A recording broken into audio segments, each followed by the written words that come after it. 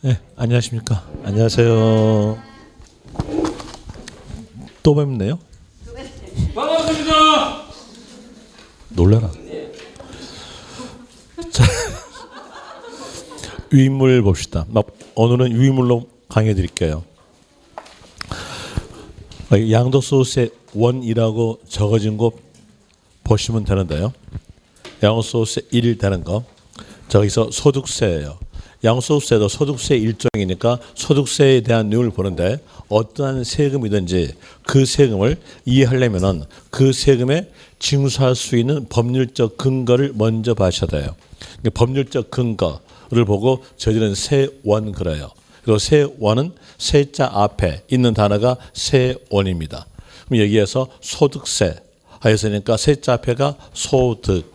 그럼 소득세에 대한 내용의 징수에 대한 내용은 개인의 소득이라는 걸 알 수 있겠죠. 그러니까 개인의 소득에 대해서 과세한다는 것이 소득세입니다.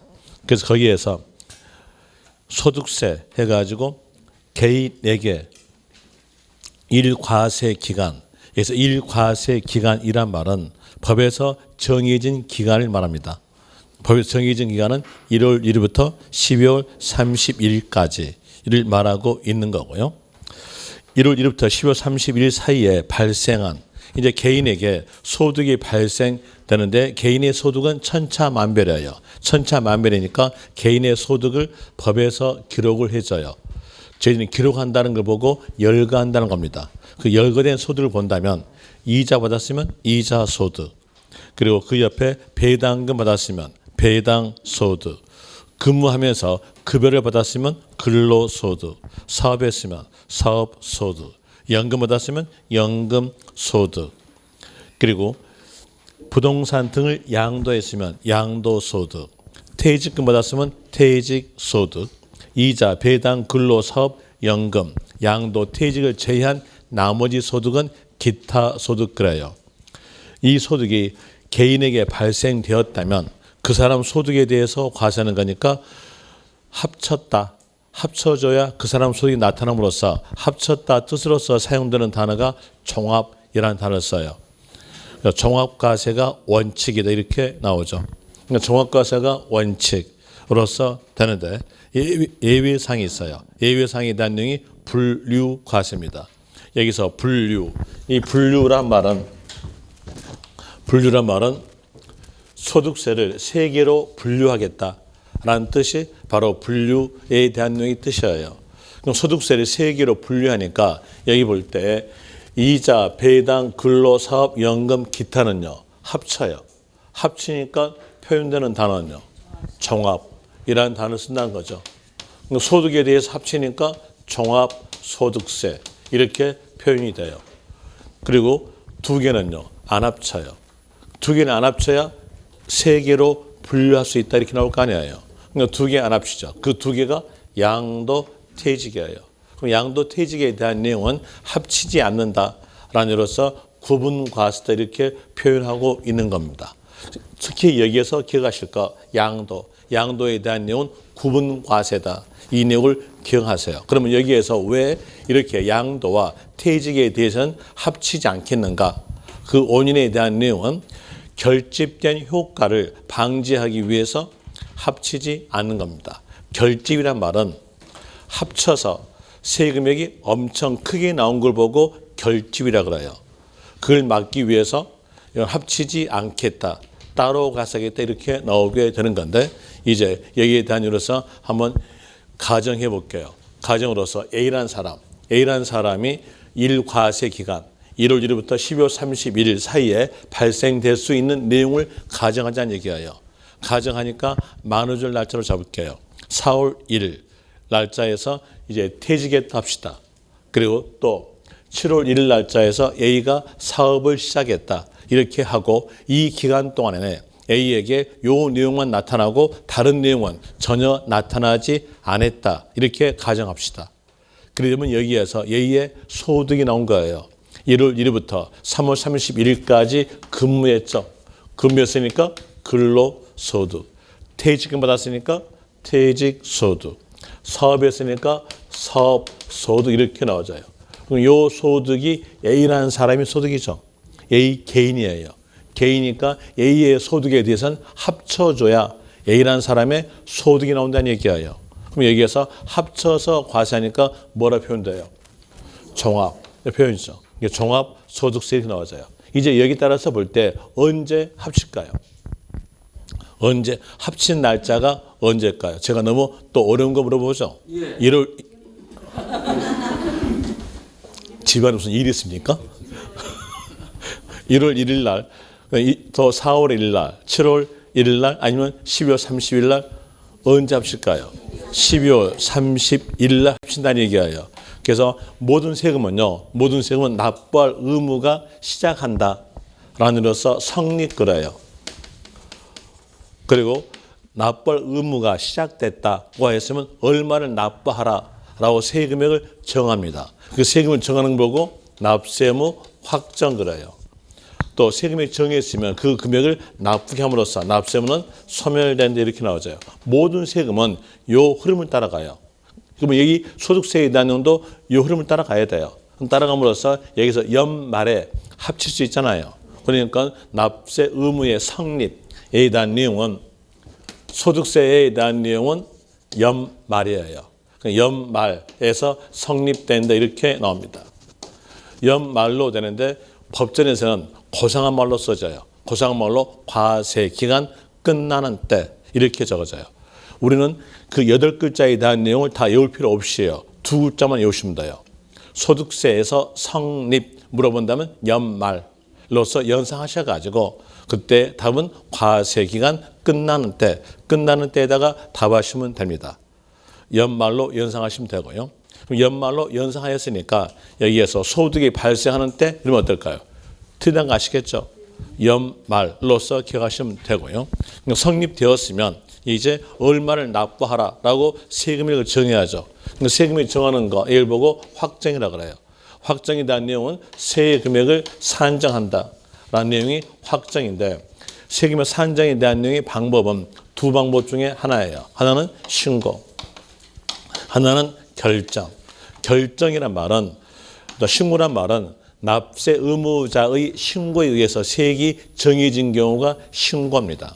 그리고 결정이란 말은 과세권자니까 징수하는 자가 세금액을 산정해서 고지서 발부하는 걸 보고 결정 이렇게 나와져요. 모든 세금은 신고, 결정 둘 중에 하나 택하는 거예요. 여기에서 이런 기본서 보시면요. 기본서에서 자주 보이는 단어가 부과한다. 이 말에 자주 보여요.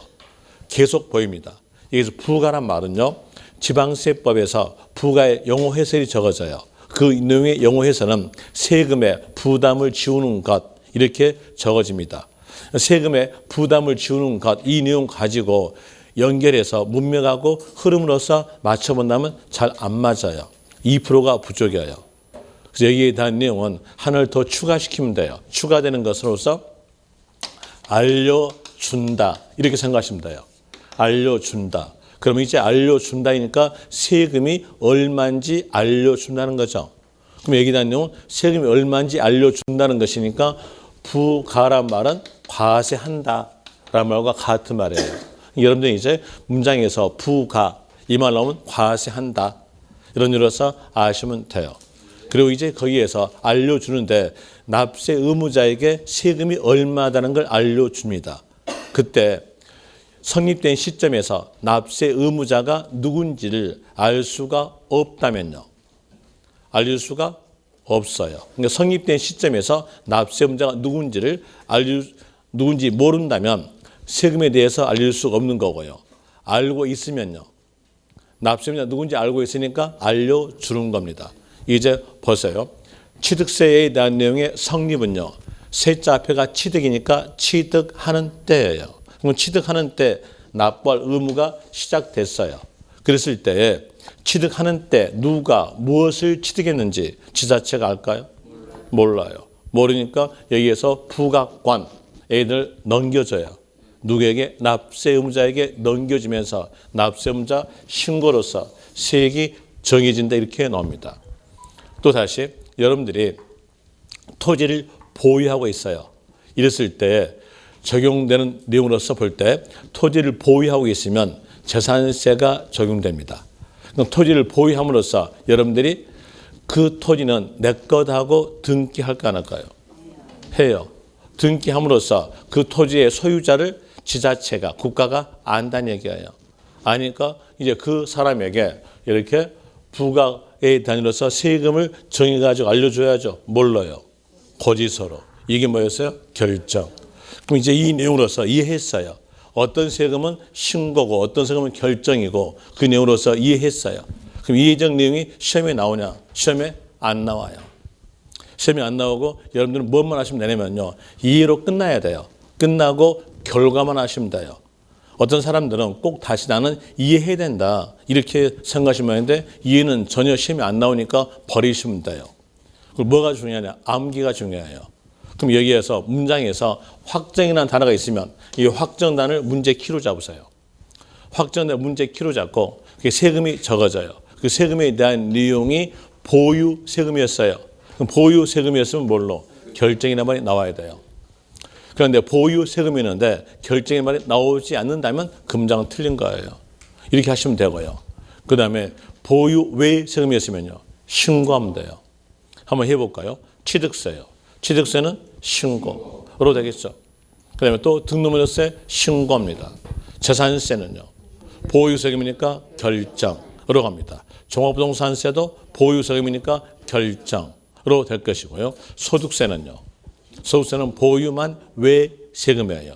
소득세니까 종합소득세도 양도소득세도 퇴직소득세도 소득세 그래요. 그럼 소득세에 대한 내용이니까 성립은요. 연말로 될 것이고 그리고 또 확정은요. 신고로 됩니다. 그러니까 신고된다 이렇게 나오죠. 그럼 이제 볼 때 여기서 연말에 성립됐어요. 성립됐으니까 신고해야죠.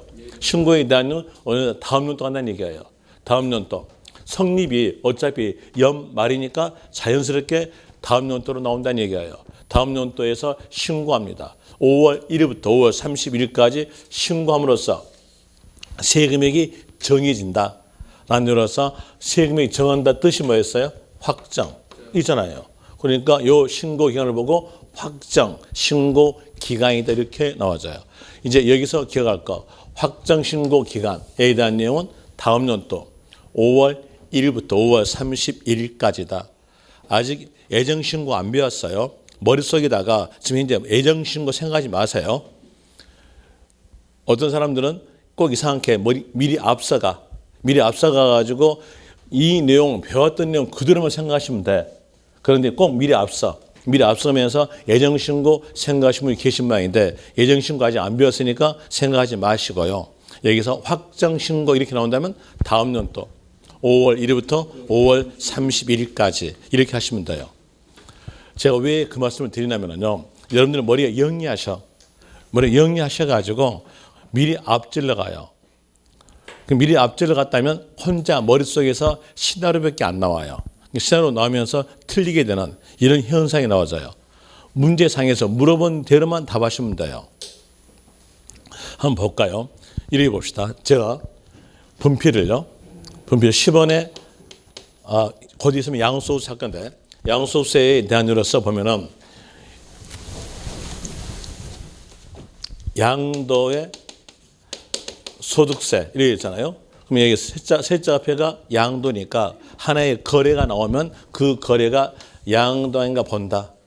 양도에 해당이 되었으면 소득이 발생됐을 때 과세다. 이 소득은 누적된 보유 이득이에요. 누적된 보유 이득이 일시에 나오니까 누적된 보유 이득에 대해서 과세하겠다. 이게 바로 양도소득세예요. 그 누적된 보유 이득이니까 양도 차익에 대해서 과세하겠다. 이렇게 나오게 되는 건데요. 이제 여기에 대한 이유로서 이렇게 봅시다. 제가 분필을 10원에 사가지고 와서 1,000원에 팔았어요. 이랬을 때 여러분들한테 돈 들어온 금액은 얼마 들어옵니까? 이렇게 여쭤보잖아요. 그럼 여러분들은 머리가 영리하시니까요. 벌써 답을 내요. 답을 내서 990원이랍니다. 그러면 다 틀렸어요. 들어온 금액은 얼마입니까? 이렇게 물어봤죠. 그 질문 그대로 답하는 거예요. 이게 시험이에요. 돈 들어온 금액은 있으니까 얼마? 1,000원. 양도가액은 1,000원이다. 이 양도가액을 얻기 위해서 희생된 가치를 빼요. 희생된 가치를 보고 저희들은 필요경비라 그래요. 필요경비에 대한 내용은 세 개로 구성됐어요. 취득가, 자본적 지출, 양도비 이렇게 세 개로 구성되는데 그중에서 가장 대표적인 것이 취득가입니다. 그러니까 취득가를 빼주면 양도 차익은 990원 이런 거죠. 그럼 여러분들은요 벌써 답을 내요. 이걸로 내요. 틀린 거예요. 이 모든 시험은요 멍청해 합격이에요. 진짜예요. 영영 떨어져요. 멍청하시면 돼요. 멍청해서 이렇게 하시면 돼요. 물어본 내용 그대로 답하시라는 거예요. 여기서 그럴 때 돈 들어온 금액은 그랬죠. 그게 얼마예요? 1,000원.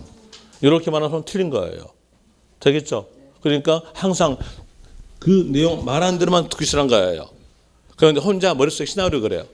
저는 여기서 확정신고에 대한 걸 말했는데 혼자 머릿속에다가 내가 양도할 때에 거기 양도에 속한 달의 말일로부터 2개월 내 했는데 이렇게 또 생각하시는 분이 계세요. 그건 뭐냐? 그건 애정신고예요. 지금 애정신고 않고 있어요. 지금 뭐 하고 있는 거예요? 확정신고. 됐죠? 그러니까 자기에다가 맞추지 마세요. 맞추면 떨어지니까요. 세금은 절대 자기에게 맞추는 거 아니에요. 그러니까 자기에게 맞추는 것은 케이스 바이 케이스예요. 케이스가 아니니까 지금 현재 배우는 것은 케이스가 아니에요. 그대로 이제 이론적인 배운 거니까 이론에 맞추면 돼요. 확정신고는요 5월부터 5월 31일까지 됩니다. 그리고 이제 여기에서 앞에서 배웠던 게 있어요. 세율 구조예요. 세율 구조에 대한 내용으로서는 비례세율과 누진세율 이렇게 두 개 있어요. 거기에서 합쳐진 건 뭘로? 누진세율. 합치지 않는 건 비례세율이에요. 그럼 여기에서 볼 때 이게 합쳤죠. 원칙이 뭐였어요? 합친다. 종합 가서 그랬잖아요. 그러니까 종합했으니까 이거는 합친 거예요. 합치니까 세율 구조는 누진세율입니다. 과세 표준 가액에 따라서 6%부터 45%까지의 누진세율 이렇게 나옵니다. 작년까지에 대한 내용은 42% 누진세율이었어요. 그런데 42% 그대로 놔두고 한 단계를 더 추가시켰어요. 그 끝이 45%입니다. 우리는 아는 것은 6%부터 45%까지의 누진세율 이렇게만 기억하시면 돼요. 이 누진세율에 대한 내용은 세금액이 크면 엄청나게 크게 나와 과세 편이 크면 클수록 세금이 크게 나온 구조가 누진세율 구조입니다. 그럼 이제 여기에서 볼 때 퇴직금 보세요. 퇴직금에 대한 내용은 퇴직했던 시점에서 퇴직 금액에 대한 내용이 일시에 나오죠. 누적된 퇴직 금액에 대한 내용이 퇴직함으로써 일시에 나온 거예요. 입사해 가지고 1년 근무했으면 한 달 퇴직금 붙어요. 1년 더 근무했으면요. 한 달 또 붙어요. 계속 누적되어 오고 퇴직했던 시점에서 일시에 나옵니다. 예를 들어서 IMF 발생되기 전에 은행에서 15년 동안 근무하다가 명퇴했다. IMF 때 명퇴했다고 했으면 그때 퇴직금에 대한 내용은 한 1억 9천, 2억 이 정도 받고 명퇴했어요. 그 퇴직금에 대한 내용을 이제 이렇게 합쳐요. 합쳐가지고 누진세율 적용되면 공제폭이 엄청나게 많다 하더라도 여기 끝이에요. 45%예요. 그렇게 되면 세금액은요 엄청나게 이때 납부할 금으로서 크게 납부합니다. 얼마 정도면 5천만 원 정도 납부하는 거예요. 어때요? 엄청나게 크게 나오죠. 뭐였어요? 합침으로 인해서 누진세율 적용되니까 세금액이 결집되죠. 그 결집되는 것을 막기 위해서 이렇게 혼자 따로 계산, 혼자 따로 계산 이렇게 신고한다는 얘기예요. 그 다음에 근로, 사업에 대한 내용은 매년마다 발생될 수 있는 소득이죠. 이렇게 매년마다 발생될 수 있는 소득에 대해서는 합쳐요. 합쳐가지고 이렇게 신고. 그럼 신고서가 몇 장 되냐? 2장. 이건요, 합치는 거니까 뭐라 그래요? 종합소득세. 혼자 따로 되니까 혼자 따로 글자 쓰면 돼요. 퇴직소득세 됩니다. 또 볼 때 양도예요. 양도에 대한 내용도 퇴직과 똑같은 역할이에요. 똑같게 누적되옵니다. 자, 한번 보죠. 여기에서 이때 시점에서 A가 토지를 취득하였어요. 그러면서 1년 보유했어요. 1년 보유했으면 보유 이득이 나오겠죠. 1년 더 보유했으면 보유 이득 넣으면서 누적되겠죠. 퇴직금도 누적되잖아요. 똑같게 이렇게 보유 이득 넣으면서 누적됩니다. 그러니까 보유하면서 보유 이득이 계속 넣으면서 누적되다가 여기서 팔았어요. 팔았다. 그럼 팔았으면 양도했던 시점에서 보유 이득이 일시 나오죠. 그 누적된 보유 이득을 전부 다 합치게 되면 어떨까요? 이건 더욱 어마어마한 숫자 나와요. 그걸 막기 위해서 결집 효과를 방지하기 위해서 이것도 어떻게 혼자 따로 가세요. 그러면 여기에 단위로서 신고서가 몇 장 될까요? 석 장. 여기는 합친 거니까 종합소득세. 혼자 따로 되니까 양도소득세. 혼자 따로 되니까 퇴직소득세 이렇게 나온다는 얘기예요. 그래서 신고서가 석 장 됩니다. 양도소득세, 퇴직소득세, 종합소득세 해가지고 이게 다 소득세예요. 소득세에 대해서 세 개로 분류하겠다는 거죠. 분류과세다. 이제 여기서 기억하실 거. 양도소득세는 혼자 따로다, 구분이다. 이걸 기억하세요. 여기 대한 내용이 여러분 시험에서 몇 번 나오냐면 4번인가 5번 출제했어요. 그 내용을 기억하시라고 거기다가 적어놨죠. 적어진 내용으로서 본다면 유인물에서 적어진 거 기본서는 따로 적어진 게 없으니까 유인물로 갑니다. 거기에서 첫 번째 점에서 성립 나오죠. 성립에다가 동그라미. 그러면서 그 옆에 종료일에다가 밑줄. 종료일 끝나는 때 같은 말이에요. 그 다음에 거기에서 밑에서 납세금 확정에다가 동그라미. 확정 단어가 나온다면 그 확정 단어를 문제 키로 잡고 소득세였다면 뒤에서는요 신고되고 그 옆에서 확정 신고 기간은 다음 연도 5월 1일부터 5월 30일까지로 되고 거기서 주의 양도소득은 다른 소득과 합산하지 않고 구분과세에다가 동그라미. 몇 페이지입니까? 양도소득세 1, 2 봐봤자 없어요. 1 보세요. 맨 위에가 적어진 것이 1이라고 적어졌죠. 2라고 적어진 것은 보지 말고요. 1이라고 적어진 거 보시라는 얘기입니다. 1 적어진 거 보고 있습니까? 거기에서 1페이지 거기에서 대가로 1번 소득세 그리고 그 밑에서 점 해가지고 납세무 성립 동그라미 됐습니까? 혹시 안 갖고 계시면서 개인이 또 예한 거 아닙니까? 안 갖고 오신 분이 있으면 지금 나가셔가지고 저기 관리 파트 가셔서 양도소득세 1 달라고 하십시오. 나가셔도 관계없으니까요. 넘어갑니다. 그 다음에 이거 주의해서 양도소득은 구분과세다. 거기다가 기억하시면 돼요. 됐죠? 이제 여기에 대한 내용이 바로 여러분 교재에서는 이게 몇 페이지로 썼냐면 이게 한 10페이지 넘게 설명됐을 거예요. 그 다음에 밑에서 양도소득세 갑니다. 아까 말씀드렸다시피 양도소득세에 대한 내용은 여기 셋자 앞에가 양도니까요. 하나의 거래가 나오면 그 거래가 양도인가 아닌가 본다. 양도 해당이 되었다. 해당이 되었으면 소득이 발생됐을 때 과세다. 이게 양도소득세예요. 그래서 제일 먼저 법전에서는 소득세 법에서 이렇게 나오죠.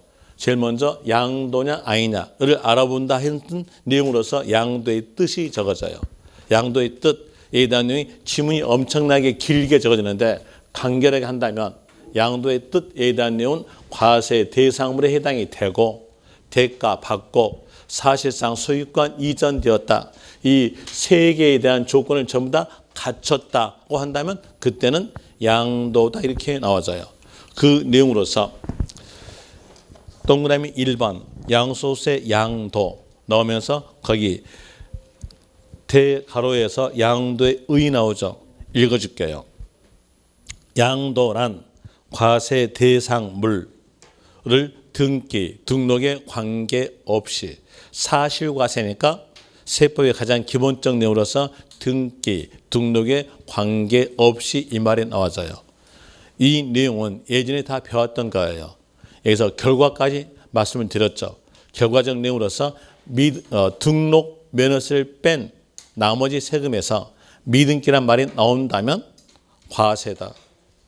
또다시 등록 면허세를 뺀 나머지 세금에서 공무상 현황과 사실상 현황이 다를 때 이 말이 나온다면 끝말은 사실 현황에 따른다 이렇게 배웠었잖아요. 그 내용이에요. 그 내용으로서 등기, 등록에 관계없이 그 옆에 매도, 교환, 현물 출자, 대물 변제, 경매, 수용, 부담부 증여 등으로 인하여 그 자산이 여기서 그 자산하면 과세 대상물을 말합니다. 그 과세 대상물이 유상으로 유상이라는 말은 대가를 받고 사실상 이전되는 것을 말한다. 보니까 지문은 길었으나 내용은 간결하죠. 과세 대상물에 해당이 되고 대가 받고 사실상 소유권 이전 요 세 개를 다 갖췄으면 양도다. 이 세 개 중에서 하나라도 빠지면 양도가 아니다. 이걸 알려준 문장이었어요. 그럼 거기에서 볼 때 이렇게 봅시다. 토지를 무상으로 소유권 이전되다 이랬으면요. 여기에 대한 여기 요거 빠졌죠. 무상이니까 대가 없이 소유권 넘겼음으로써 이건 양도가 아니에요. 양도가 아니니까 양도소득세에 관련이 없고 다른 세금이 적용돼요. 다른 세금으로서 사망 시점에 무상 이전이었으면 상속세, 생전에 무상 이전이었으면 증여세가 적용된다 이렇게 나와져요. 그래서 이 세 개를 전부 다 갖춰줘야 양도소득세에 적용이 되는 겁니다. 또다시 토지를 유상으로 취득하다 이랬으면요. 유상으로 취득하다. 똑같은 유상거래였으나 뒤에서 소유권 이전이 아니죠. 취득이죠. 취득이니까 이때는 양도소득세 관련이 없다. 뭐가 적용되겠냐면 취득세가 적용돼요. 되겠죠? 또다시 토지를 보유한다 그러면요. 양도가 아니에요. 예에 대한 내용은 재산세가 적용되는 거예요. 일정 금액 초과 보였다면 종합부동산세가 적용됩니다. 또다시 토지가 수용되다 했어요. 토지니까 물건 들어갔고 수용됐으면 그 토지에 대한 내용은 국가 또는 지방자치단체에게 소유권 이전되고요. 그리고 보상금 받아요. 그럼 대가 받고 소유권 잊었으니까 뭘까요? 양도예요. 수용도 양도다 이렇게 나옵니다. 그래서 이 세 개를 전부 다 갖췄을 때 양도라는 것을 알려주기 위해서 밑에 위문에다가 적어놨어요. 위문을 보시면 박스에서 과세 대상물에 해당이 되고 대가 받고 사실상 소유권 이전되면 양도겠죠. 그리고 여기에 대한 내용은 누가 소유권 넘기는 걸까요? 법인일까요? 개인일까요? 양도소득세도 소득세 일종이죠. 그럼 소득세가 개인의 소득이죠. 그러니까 누가 양도한다? 개인이다. 그래서 거기 박스에서 첫 번째 점 보니까 누가 됩니까? 개인 이해한다. 개인에다가 동그라미 치세요. 만약에 법인이 부동산을 양도한 경우 나오면 어떨까요? 양도소득세 관련이 없어요. 그 경우는 법인세예요. 법인세는 시험법에 안 들어갑니다. 그래서 조심하실 점이 개인이라는 걸 아시면 돼요. 그리고 개인이란 말이 없다 하더라도 소득세니까 안에가 숨어져 있어요. 누구라고요? 개인이 이렇게 숨어져 있어요. 그런 이유로서 아시면 될 것이고 그리고 또 여기에서 이제 양도냐 양도 아니냐에 대한 이유로서 볼 때 대가 받고 사실상 소유권 이전 여기에 대한 내용은 간단하게 표현합시다. 우리 학문적 용어 하지 맙시다. 학문 용어 하지 말고 간단하게 표현한다면 이 내용은 팔다예요. 팔다가 바로 대가 받고 사실상 소유권 이전입니다. 그런데 뭘 팔았냐에 따라 가지고 장사냐 아니면 양도냐 이걸 구별이 되고 있는 거예요. 자 여기에서 이 과세 대상물에 대한 내용이 판매 목적의 자산이었어요.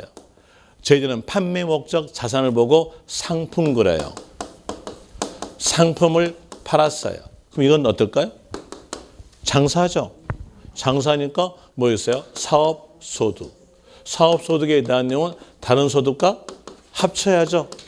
자, 보니까 여기에서 사업에 대한 내용은 다른 소득 합치잖아요.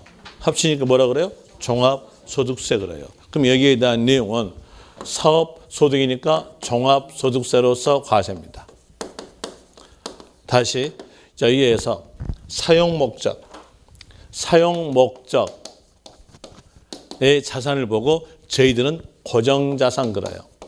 고정자산에 대한 내용은 부동산과 그리고 또 주식 이렇게 두 개로 구성되었어요. 사용되는 자산을 팔았다고 한다면 그때가 양도입니다. 그럼 이 물건에 대한 내용은 어느 물건이냐면요. 사용되는 물건을 말하고 있는 거예요. 그럼 여기에 대한 내용으로서 한번 여러분하고 맞춰봅시다.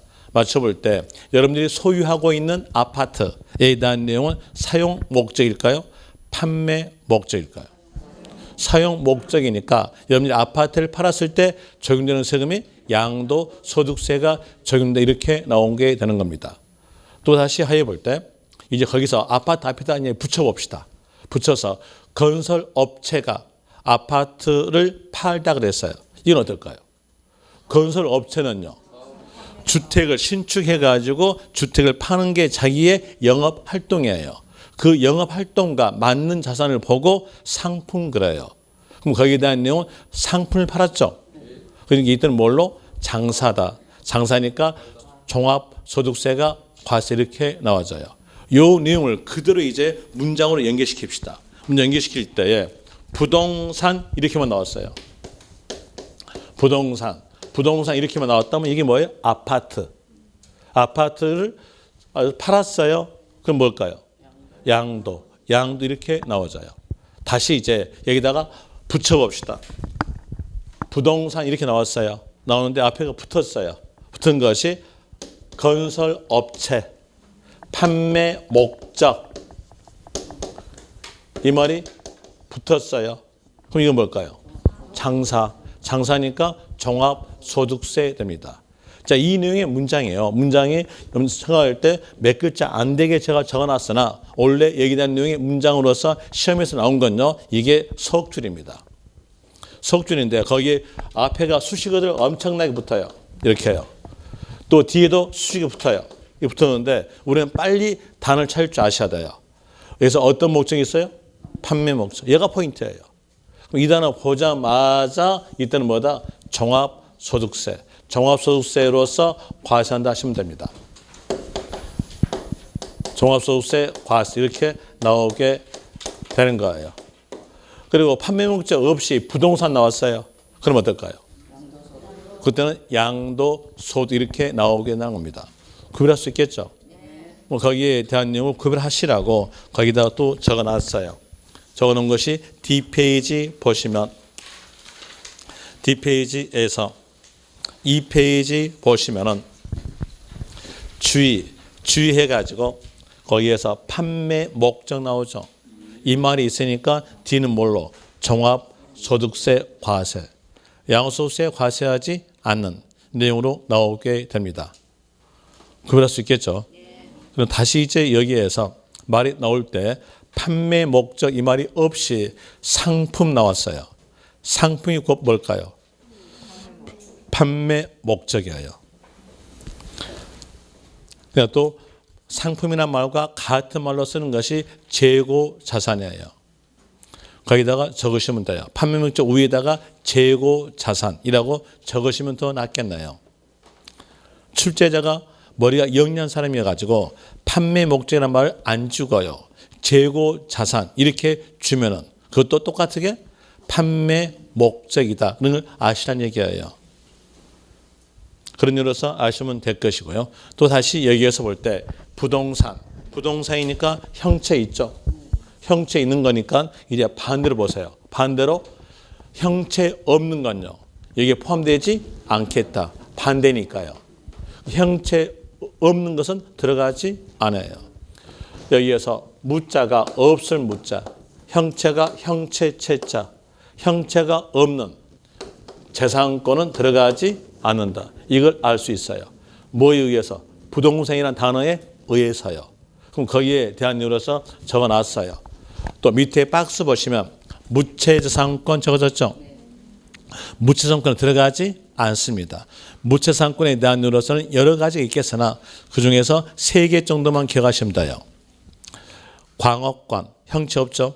어업권, 형체 없고요. 영업권, 요 3개 정도만 기억하시면 됩니다. 광업권, 어업권, 영업권은 양도소득세 물건에 들어가지 않는다는 거 아시면 되고요. 그리고 또 다시 여러분들이 학교론 시간에 배웠던 내용으로서 준부동산 배웠어요. 준부동산은 들어가지 않아요. 부동산이 들어가지 준부동산은 들어가지 않습니다. 그러니까 준부동산이니까 차량 안 되겠죠. 기계, 장비 안 되고요. 그리고 또 선박도 안 되고 항공기도 들어가지 않는다. 그 내용을 거기다가 적어놨어요. 그럼 우리는 이제 기억할 건 뭐만 딱 기억하시면 되겠어요. 기억하는 것은요. 부동산이 들어가면 돼요. 부동산이 들어간다고 딱 기억하니까 반대로서 형체 없는 건 들어가지 않겠다. 또 준부동산은 들어가지 않겠다. 이렇게 나오잖아요. 그래서 부동산으로서 기억하시면 됩니다. 부동산 하시고요. 그리고 또 이 부동산에는 부동산 권리가 포함돼요.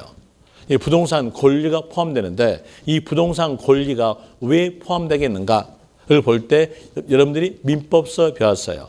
민법서 혹시 용익 물건이라는 걸 들어본 적 있죠? 안 들어봤어요? 안 들어봤으면 한층한테 전합니다. 들어봤을 거예요? 용익 물건, 이 용자가 사용할 용이에요. 익자가 수익 익자예요. 그리고 물자가 물건 물이에요. 보세요. 사용되는 물건이잖아요. 그러니까 당연히 들어가는 거예요. 그래서 사용되는 물건이니까 용익 물건 생각하시면서 부동산 권리 생각하시면 딱 맞아요. 그럼 거기에 대한 이유로서 지상권 어때요? 사용되죠. 그럼 해당이 된다. 전세권도 해당되는 거죠. 포함이 된다. 이렇게 나오게 됩니다. 그리고 여기에서 조심하실 점, 지역권이에요. 어떤 사람들 여기에 대해서 지역권에 대한 내용을 설명할 때 이렇게 설명합니다. 소득세법은 열거주에 의한다. 열거주의란 말은 기록된 거에 대해서 과세하는 것이 열거주의다. 거기에서 지역권은 열거되지 않았기 때문에 포함되지 않는다는 거 조심하십시오. 이렇게 말해줘요. 그럼 이게 암기일까요? 이해일까요? 분명히 암기란 말 안 썼어. 근데 이건 암기예요. 왜 암기일까요? 열거된 것, 기록된 것을 외워둬야 기록되지 않는 걸 판단할 수 있잖아요. 아닙니까? 이렇게 설명해요. 이렇게 설명하는데 여러분들은 그걸 보고 딱 듣고 뭐라 그냥 아 나는 이해했어 그래. 이해된 건 뭐 개뿔. 이해된 하나도 없어. 하나도 없고요. 집에 가니까는 그러니까 아무것도 모르겠어. 이게 이런 말이에요. 학원서는 들어서 이해했는데 나는 집에 가니까 모르겠다. 이렇게 하는 겁니다. 그건 이해된 거 하나도 없어요. 그건 암기 딴 거예요. 이제 이해적 내용을 한다면요. 여러분들이 민법에서 배웠던 걸 연결시켜야 돼요. 민법에서 배웠던 것이 뭘 배웠냐면 지역권은 소유권과 별도로 팔 수가 없다고 했어요. 이렇게 했었어요. 그럼 보세요. 얘가 뭐예요? 팔다. 얘가 지역권. 지역권 팔다? 맞아 안 맞아요? 안 맞잖아요. 안 맞으니까 기록되지 않았다는 거예요. 이제 이해했죠? 그럼 여기서 조심하실 점. 지역권은 들어가지 않는다는 거. 그 내용 조심하시라고 거기다가 적어놨어요. 제가 얼굴이 좀 못생겨가지고 여기에서 예쁘게 적어놨어요. 그 유인물에다가. 유인물 보시면 문제 푸는 요령 나오죠. 거기에서 지역권은 양도소득세 과세 대상이 아니며 적어졌죠. 이거 기억하시고요. 지역권 들어가지 않고요. 그 다음에 임차권이에요. 여러분 민법서 배울 때 임차권에 대한 내용으로서 뭘로 배우냐면 여기에 대한 내용은 법률적 권리가 아니라 경제적 권리라고 배워요. 임차권을요. 임차권은 경제적 권리니까 등기를 행해줘야 주장할 수가 있는 거예요. 그래서 임차권은 앞에가 꼭 붙은 것이 등기된 이 말이 붙어요. 그럼 만약에 임차권 앞에 등기된 이라는 거 없다면요. 그때는 틀린 거예요. 그래서 거기에 대한 내용으로서 동그라미 3번에서 임차권 앞에 등기된 에 밀주 쳐져 있죠. 거기다가 동그라미 치세요. 등기된 단어가 있어야 맞다. 없으면 틀리다. 이런 이유로서 아시면 됩니다. 거기에 대한 내용으로서 이래 문제 푸는 요령 박스 보세요. 시커먼스 박스. 거기에서 임차권은 꼭 등기된 경우에 하는다 적었죠. 그 꼭자에다가 동그라미 치세요. 그러면 등기된 단어가 없으면요. 임차권은 틀리다는 거죠. 자, 예를 들어서 이렇게 나왔어요. 점포 임차권 어떨까요? 안 되겠죠. 그런 이유로서 구별하시면 됩니다. 그리고 그 밑에서 동그라미 4번에서 부동산 취득 권리. 이 부동산 취득 권리는 글자 그대로예요. 부동산을 취득할 수 있는 권리를 말합니다. 글자 그대로니까 아파트 분양권, 재개발, 재건축, 입주권 들어가는 거예요. 그리고 그 옆에 디귿에서 토지 상환 채권, 주택 상환 채권. 먼저 결과적 내용부터 말씀드렸는데 채권 앞에는 상환이라는 단어가 있어야 돼요. 상환 단어에다가 동그라미. 그리고 그 앞에서 부동산이라는 말이 있으면 만기 때 부동산으로 상환 받으니까 부동산을 취득할 수 있는 권리다 이렇게 나옵니다. 그럼 반대로 상환 단어가 없어요. 그때는요. 초중학생도 알고 있는 내용으로서 만기 때 현금으로 상환 받는다는 것을 알려준 거예요. 채권을 보유하고 있으면 만기 때 현금 받잖아요. 그러니까는 채권 앞에가 상환이라는 단어가 없으면 현금 취득 권리. 채권 앞에가 상환이라는 단어가 있으면요. 그때는 부동산이 나왔을 때 부동산 취득 권리입니다. 이걸 구별하세요. 채권 앞에는 꼭 뭐가 있어야 돼요? 상환. 자, 이제 거기 내용을 아시라고 문제 푸는 요령에 대한으로서 적어놨어요. 땡땡 채권에서 채권 앞에 상환 단어가 있으면 부동산이 나왔을 때 부동산 취득 권리. 하나, 상환 단어가 없이 채권 나왔으면 현금 취득 권리. 이라는 거 구별하시면 돼요. 한번 해볼까요? 토지 보상 채권 어떨까요? 채권 앞에 상환자 없죠? 없으니까 이건 현금 취득 권리로서 들어가지 않는다로 됩니다. 또 다시 주택 채권 그랬어요. 어떨까요? 들어가지 않겠죠. 토지 상환 채권 그랬어요. 해당이 된다. 이렇게 나오게 됩니다. 그 다음에 주식인데 주식에 대한 내용에 대해서 세부적 내용은 알 필요 없고요. 개괄적 내용만 기억하시면 돼요. 상장 법인을 보고 저희들은 공개된 법인의 주식 그럽니다. 공개된 법인의 주식에 대한 내용은 증권시장을 육성하기 위해서 소액주주는 과세하지 않고요. 대주주만 과세입니다. 상장 법인 나왔으면 앞에가 뭐가 붙을까요? 대주주. 소액주주는 과세하지 않아요. 증권시장을 육성하기 위해서 개미군단은 과세하지 않겠다는 얘기예요. 그럼 여러분들이 주식 거래할 때에 거기에서 양도소득세 납부하면요. 주식 거래 할까요? 안 한다는 얘기예요. 그러니까 상장 주식은 누구만 과세? 대주주만으로 되는 것이고요. 그리고 비상장 주식은 장외 거래 주식이에요. 비상장 주식 이 말이 없다 하더라도 장외 거래 이 말이 나왔으면 증권시장과는 육성에 대해서 관계가 없어요. 그래서 장외 거래 이 말 나오든지 아니면 비상장 주식 이 말 나왔으면 대주주, 소액주주 다 포함된다 하시면 돼요. 그래서 비상장 주식 옆에다가 적으시면 되겠죠. 장외 거래로서 장외 거래로서 대주주, 소액주주 포함이라고 적으시면 돼요. 이거 적어주시고 그리고 또 그 밑에 파생상품. 파생상품에 대한 내용은 코스피 200 옵션이랄지 선물환 이걸 말하는데 그런 내용의 세부적 내용은 시험에서 안 나오니까 그냥 파생 상품이 들어간다. 이렇게만 읽으시면 됩니다. 그냥 읽어보시면 돼요. 그리고 그 밑에서 6번 기타 자산. 기타 자산에 대한 이유로서 몇 개가 있냐면 5개 있어요. 5개에서 주식에 관한 내용이 과연 시험에서 답으로 줄까요? 답으로 안 줄까요? 지금 이 세법이 어떤 세법입니까? 부동산. 아, 중개사, 그래, 중개사 세법 맞네요. 예, 그러네요. 그런데 정확한 명칭은요, 부동산 세법. 그러면 주식 세법 아니죠? 그러니까 주식에 대해서는 답으로 안 준다는 얘기예요. 답을 안 주니까 거기서 1번과 2번에 대한 내용을 읽어보시면 돼요. 거기는 숫자에 대한으로서 50, 50, 50 숫자 다 맞게 주어져요. 또 80 숫자도 맞게 주어져요. 그러니까 그 내용 1번과 2번에 대한 내용 읽어보시면 됩니다. 그리고 그 밑에 3번부터 5번까지는 꼭 기억하셔야 돼요. 거기다가 별 표시 하나까지는 너무 하고 동그라미 3개 정도는 되겠네요. 그 내용으로서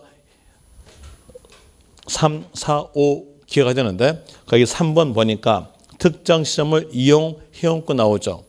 글자가 아주 작게 적어졌는데 원래 여기에 대한 내용은 법전서는요. 소득세법에서는 여기에 대한 내용이 한 문장으로서 6줄이에요.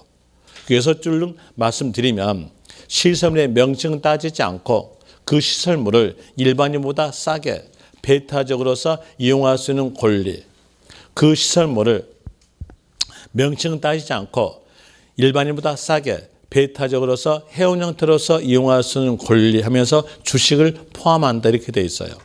그 내용을 전부 다 기억할 수 없기 때문에 우리는 하나 이용하시면 돼요. 시설물의 명칭은 따지지 않는다. 이렇게 나오니까 거기에서 앞에가 어떤 글자가 있든 신경 쓰지 마세요. 쓰지 마시고 이용 단어만 있으면 그 이용 단어 보자마자 기타 자산하시면 돼요. 그래서 이용 단어에다가 동그라미 치세요. 그 다음에 뒤에서 회원권 단어 있으면 그 단어 보자마자 기타 자산 이러시면 됩니다. 그래서 회원권 단어에다가 동그라미 치면 돼요. 한번 해볼까요? 고급 사료장을 일반인보다 배타적으로 이용할 수 있는 권리 어떨까요? 어떤 글자 나왔어요? 이용. 이용 나왔으니까 이때는요. 기타 자산 됩니다. 또 다시 콘도미니엄 회원권 어떨까요? 들어가겠죠. 그리고 또 골프 회원권 어떨까요? 들어가겠죠. 주주 회원권은요. 믿으세요. 끝에가 뭐 나왔어요? 회원권 나왔으니까 포함이 된다. 항상 부정적으로 안 믿고 있는 모양인데 믿으세요. 뒤에가 회원권 이 말 나온다고 할지 이용 나왔으면 기타 자산이다. 그런 의미로서 아시면 됩니다. 이렇게 아시면 될 것이고 그 다음에 또 다시 동그라미 4번. 4번에 대한 의미로서 영업권이죠. 영업권은 형체가 없으니까 포함되지 않은 건데 형체를 만들어주면은 기타 자산이에요. 형체 만든 건 간단해요. 영업권 앞에다가 부동산과 함께 이 말이 적어지면요. 거기다 내용이 형체가 만들어진 거예요. 자 보세요. 부동산과 함께 그랬잖아요. 함께 이랬으니까 부동산이 형체가 있는 거잖아요. 형체가 있는 거니까 함께 되니까 어때요?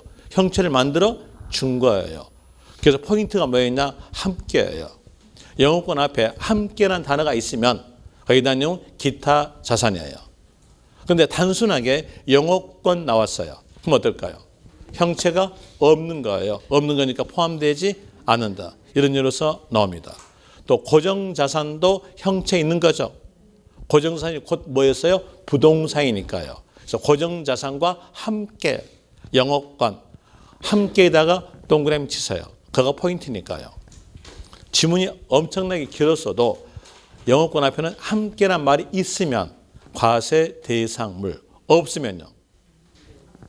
그때는 무채자산권으로서 형체가 없는 거니까 포함되지 않는다. 이런 의미로서 하시면 됩니다. 그리고 그 밑에서 동그라미 5번 이축권. 여기에 대한 내용이 작년에 신설된 내용이었어요. 작년에 신설된 내용이니까 먼저 이축권의 뜻부터 알려줄게요.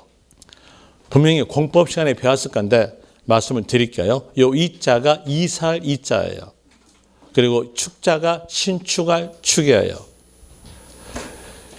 건물을 신축해서 이사할 수 있는 권리가 바로 이축권입니다. 예단용 이제 뜻 알았으니까 설명드릴게요. 예전에 개발제한구역 뭔지 아시죠? 개발제한구역을 지정되기 지정되기 전에서 거기 산에다가 상가 건물을 소유하고 있었어요. 그러면서 이제 개발제한구역으로 묶였다. 그러면 여기에서 개발되지 못하는 곳이니까 여기 개발제한구역 전에 있는 상가 건물을 헐어야 될까요? 헐지 않아야 될까요? 헐지 않아야 돼요. 헐게 되면 여기는 없애게 되면은 여기는 개인 재산권의 침해예요. 침해니까 헐지 않고 놔뒀어요. 그러면서 이제 이 개발제한구역에 들어갔어요. 여기 상가 건물이 개발 중에 들어갔습니다. 들어갔을 때 여러분들이 공법서 배웠던 내용과 같이 연결해 봅시다. 연결해 볼 때 개발제한구역 내 상가 건물을 신축할 수 있어 없어요? 신축 불허예요. 개발제한구역 내에 상가를 신축할 수 없죠. 그 개발제한구역 내에 상가가 없어요. 없는데 이제 있게 되는 거죠. 있게 됐어요. 왜? 그 전에 있었던 거니까. 있게 됐어요. 있게 되고 그리고 다시 이 개발제한구역 내에 있는 상가가 수용됐어요. 수용됐다.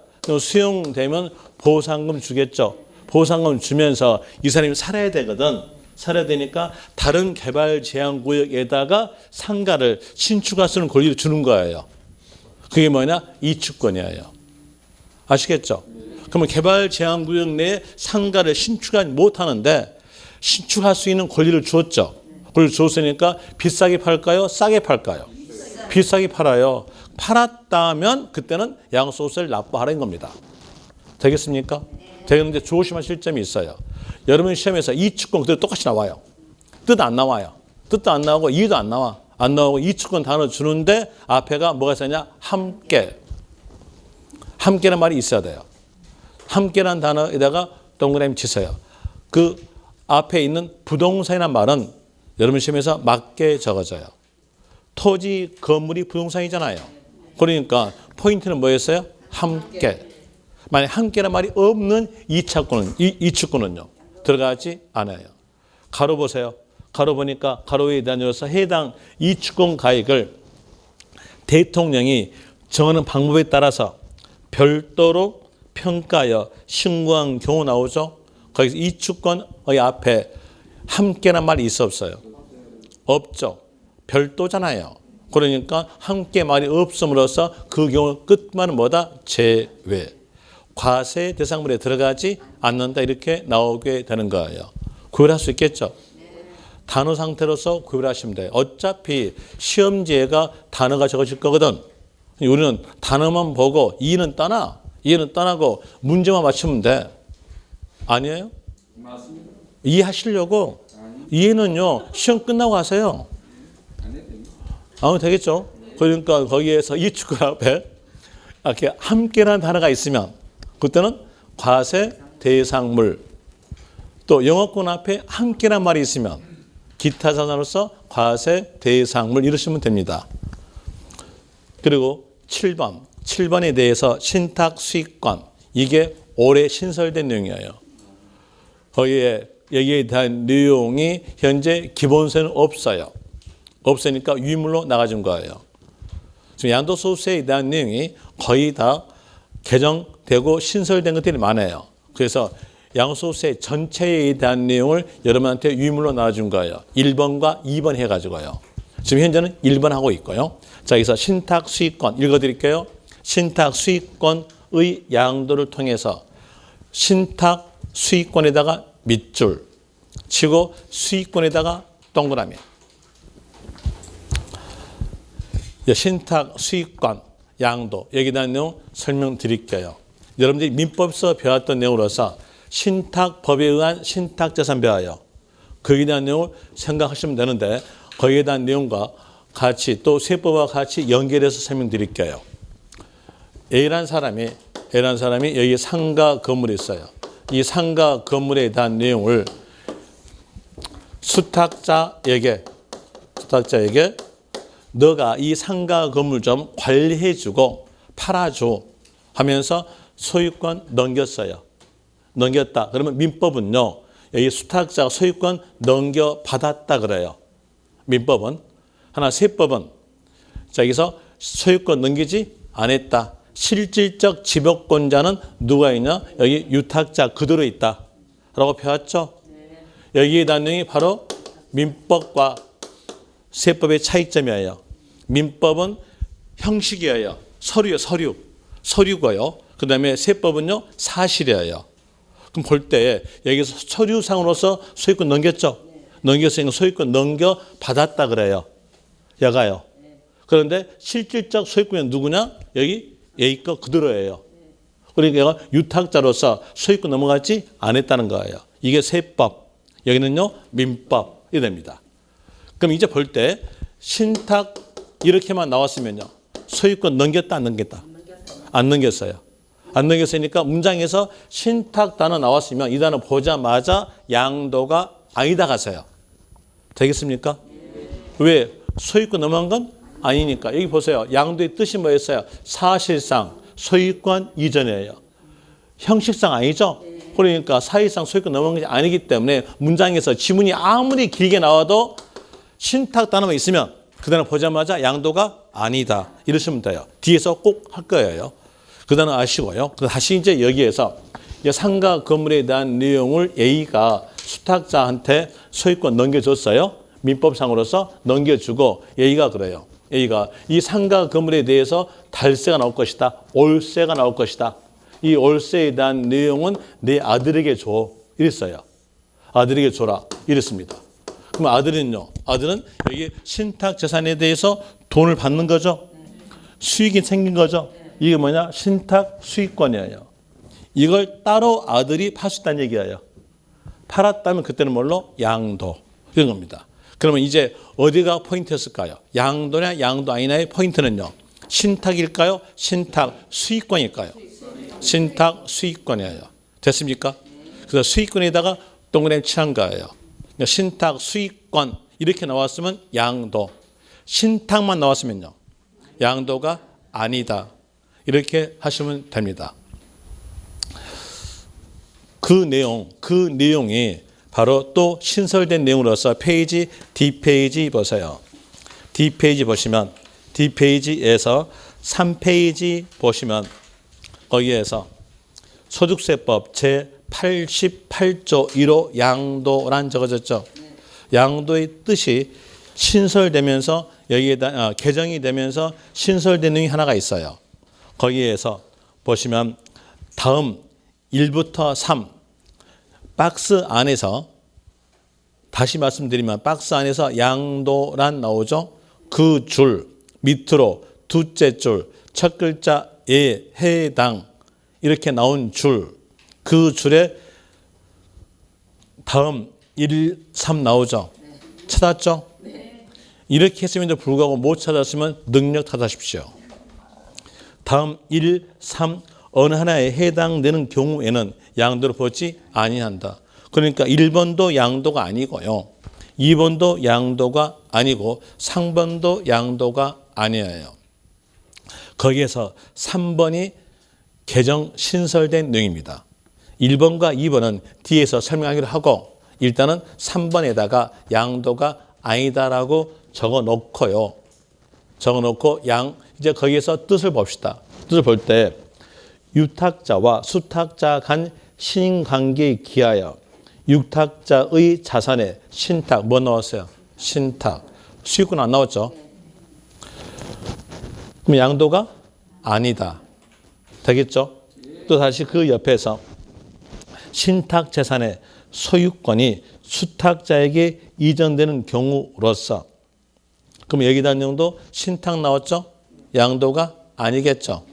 그럼 다시 그 옆에서 유탁자가 신탁 설정을 해지하거나 신탁 수익자를 변경한 경우 그럼 여기에서 수익자 변경이지 수익권의 양도 아니죠. 수익권 양도 아니잖아요. 변경이잖아요. 그러니까 양도 아니다. 양도가 아니다. 그래도 되겠죠. 그리고 변경할 수 있는 재산 등을 실질적으로 지배하고 소유하고 있는 것으로서 볼 수 있는 경우는 양도가 아니다. 이래도 됩니다. 그럼 여기에서 문장 보니까 한 문장으로서 몇 줄입니까? 거기에 대한 내용이. 벌써 석 줄이잖아요. 석 줄이니까 단어가 수억 있겠죠. 그 수억 단을 전부 다 외우셔야 돼요. 그런데 다 외우지 않으셔도 됩니다. 신탁 단어 있든지 아니면은 유탁자의 실질적 지배 이 말이 있다면 그 단어 보자마자 양도가 아니다 가서요. 어차피 거기서 수익자 변경으로 나올 거니까 수익자 양도란 말은 나오지 않을 것이니까 거기에서 이제 아는 것은요. 신탁이란 말이 있든지 아니면 위탁자의 실질적 지배 이 말이 있으면 끝말은 뭐다? 양도가 아니다. 이렇게 하시는 게 더 편하겠죠. 안 그러면 거기에 있는 단어들 수억 단어 다 외우세요. 거짓말 좀 보태가지고 과장해서 수억 단어입니다. 수억 단어. 자, 이제 거기에 대한 이유로서 조심하시라고 또 적어놨어요. 적어놓은 것이 어디다 적어놨냐면 5페이지 보세요. 5페이지 보시면 5페이지에서 박스에다 적어놨어요. 박스에다가 문제 푸는 요령. 거기에서 양도소득세의 양도 문제에서 신탁이란 단어가 있든지 그렇지 않으면 위탁자가 실질적 지배란 말이 있으면 양도가 아니다. 하나, 신탁 수익권의 양도 이 말 나왔으면 그 말은요? 양도에 해당한다. 되겠습니까? 이렇게 한다면은 거기에 있는 그 두 문장에 대한 이유로서 6줄은 다 암기가 된 겁니다. 좋잖아요. 세법은 이렇게 푸는 거예요. 그러면 다시 이제 오셔가지고 여기에서 이렇게 양도소득세 과세 대상물을 봤어요. 이걸 봤으니까 여기에 대한 내용의 문제를 또 풀어봐야죠. 문제 볼 때 페이지에 대한 이유로서 몇 페이지에서 그 내용이 나오게 되냐면 3페이지 나와요. 3페이지에서 문제 1번. 문제 1번에서 양도소득세 과세되지 아니한 것 나오죠. 자, 거기에서 기업, 토지, 건물, 부동산이니까 들어가야죠. 그 다음에 지상권, 전세권은요. 사용되는 거죠. 해당될 것이고 부동산 취득권리 들어가죠. 그다음에 대주주, 상장주식 들어가야죠. 그 다음에 또 미음에서 거기에 쭉 가니까 함께 영업권 들어가야죠. 그리고 또 주주 회원권은요. 그때 회원권 나왔죠? 해당이 되고요. 그리고 시효대에서 골프장 어떨까요? 들어갈까요? 안 들어갈까요? 응용이 되신 분은 들어간다 하고요. 응용이 안 되신 분은 안 들어간다 그래요. 들어가요? 안 들어가요? 제가 좀 어거지죠? 들어갑니다. 왜 들어가냐면 이거 부동산이에요. 학교 운동장 부동산이죠. 그러면 골프장 부동산이겠죠. 그래서 응용이 되신 분은 들어간다 하고요. 응용이 안 되신 분은 안 들어간다 말씀드렸던 거예요. 여러분 응용이 되잖아요. 되니까 이제 들어간다는 거 아시겠죠? 그 다음에 그 옆에서 신탁, 수익권, 양도 들어가겠죠? 그 다음에 또 다시 지역권은요? 안 되죠. 그리고 임차권 앞에 등기된 단어 있어 없어요? 없죠. 안 되죠. 그 다음에 또 다시 주택 채권은요? 채권 앞에 상환자 없죠. 들어가지 않고요. 그 다음에 토지와 건물과 구분하여 별도로 평가된 이주권 앞에 함께 있어 없어요? 없죠. 들어가지 않겠죠. 그럼 답 나오죠. 답 충분하게 구별될 거예요. 구별에 대한 이유로서 목금토 일이 바로 이제 답 되겠죠. 구별되잖아요. 거의 목자 앞에는 기역, 니은, 디귿, 니을이고요. 목자 뒤로부터는요 목금토일이고요. 구별되잖아요. 저도 영리한 놈이거든. 답 내줬고요. 다시 이제 여기에서 보죠. 여기에서 과생물에 들어갔다고 이제 가정을 해요. 가정하고 팔다에 들어갔으면요 양도.